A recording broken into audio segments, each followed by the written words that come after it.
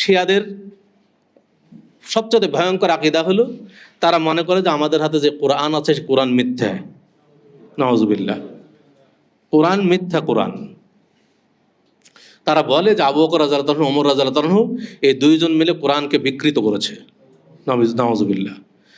শিয়াদের দাবি হলো যে যেই দিন জিবরিল আলাইহিস সালাতু ওয়াস সালাম প্রথম ওহী নিয়ে এসেছিলেন হেরা গুহায় মুহাম্মদ সাল্লাল্লাহু আলাইহি ওয়াসাল্লামের কাছে, ইকরা বিসমি রাব্বিকাল্লাযী খালাক, আপনারা এই ঘটনা সবাই শুনেছেন, জানেন।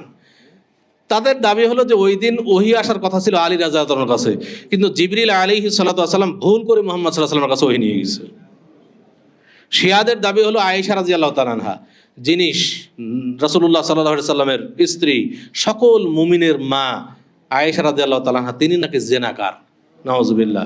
এবং তারা এখন পর্যন্ত আয়েশা রাদিয়াল্লাহু তাআলা আনহাকে কবর থেকে উঠিয়ে দৌড়া মারার চেষ্টা চালায়।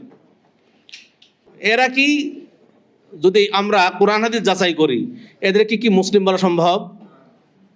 যারা আয়েশা রাদিয়াল্লাহু তাআলা আনহাকে জিনাকার বলতে পারে,